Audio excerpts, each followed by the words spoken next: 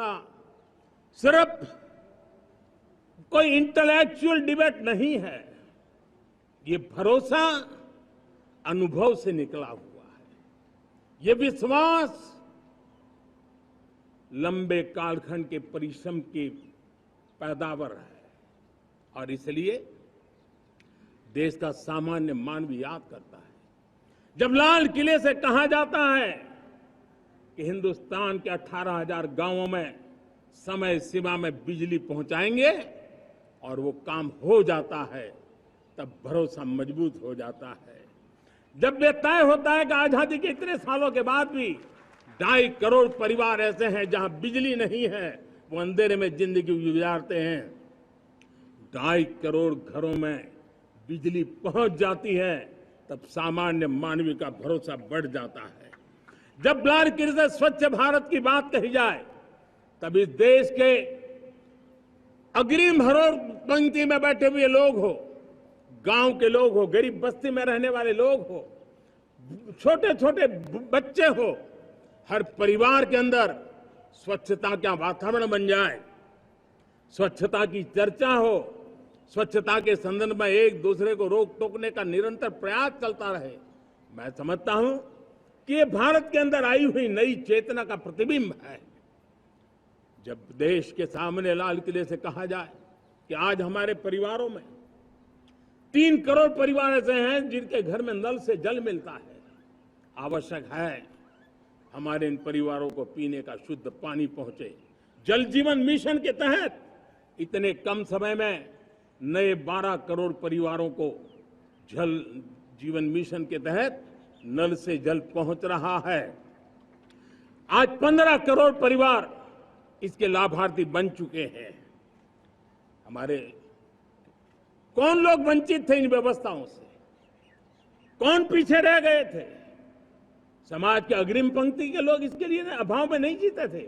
मेरे दलित, मेरे पीड़ित, मेरे शोषित, मेरे आदिवासी भाई बहन, मेरे गरीब भाई बहन, मेरे झुग्गी झोपड़ी में जिंदगी गुजारने वाले लोग, वही तो इन चीजों के अभाव में जी रहे थे।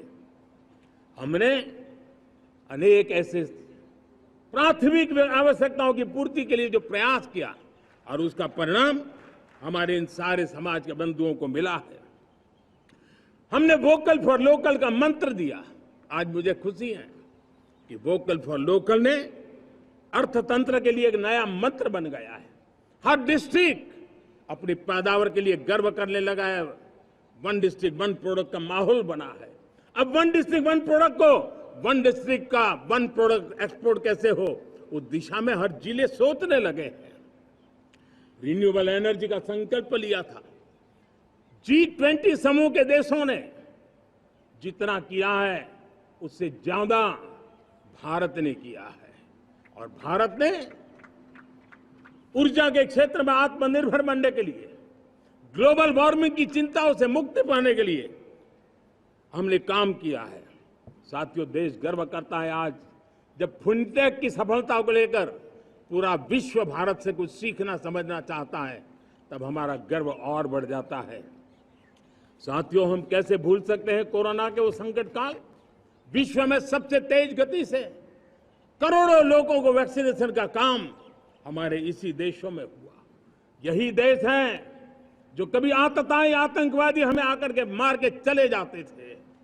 जब देश की सेना सर्जिकल स्ट्राइक करती है, जब देश की सेना एयर स्ट्राइक करती है, तो देश के नौजवानों का सीना ऊंचा हो जाता है, तन जाता है, गर्व से भर जाता है। और यही बातें हैं जो आज 140 करोड़ देशवासियों का मन गर्व से भरा हुआ है, आत्मविश्वास से भरा हुआ है। साथियों, इन सारी बातों के लिए एक सुविचारित प्रयास हुआ है। रिफॉर्म की परंपरा को सामर्थ्य दिया गया है।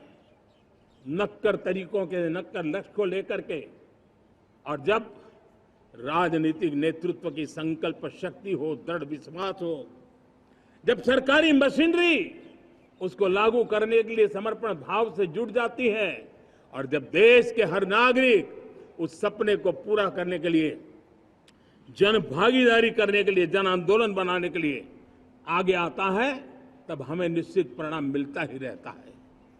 मेरे प्यारे देशवासियों, हम ये न भूलें कि इस देश उस परिस्थितियों से भी दशकों तक भी आजादी के बाद समय बिताया है, जब होती है, चलती है, अरे यार ये तो चलेगा, अरे हमें क्या मेहनत करने की जरूरत है, अरे मामला है अगली पीढ़ी दिखेगी, अरे हमको मौका मिला है यार मौज कर लो, आगे वाला आगे का जाने, हमें क्या कर रहा है, हम अपना समय निकाल दें, अरे नया करने जाओगे कोई बवाल उठ जाए।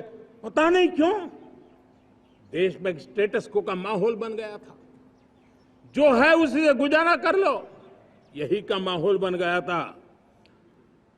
और लोग तो कहते हैं अरे भाई छोड़ो अब कुछ होने वाला नहीं है, चलो, ऐसा ही मन बन गया था। हमें इस मानसिकता को तोड़ना था, हमें विश्वास से भरना था, और हमने उस दिशा में प्रयास किया। कई लोग तो कहते थे अरे भाई अगली पीढ़ी के लिए काम हम अभी से क्यों करें, हम तो आज का देखें। लेकिन देश का सामान्य नागरिक ये नहीं चाहता, वो बदलाव के इंतजार में था, वो बदलाव चाहता था, उसकी ललक थी, लेकिन उसके सपनों को किसी ने तवज्जो नहीं दी, उसकी आशा आकांक्षाओं को, अपेक्षाओं को तवज्जो नहीं दी गई, और उसके कारण वो मुसीबतों को झेलते हुए गुजारा करता रहा। वो रिफॉर्म्स का इंतजार कर,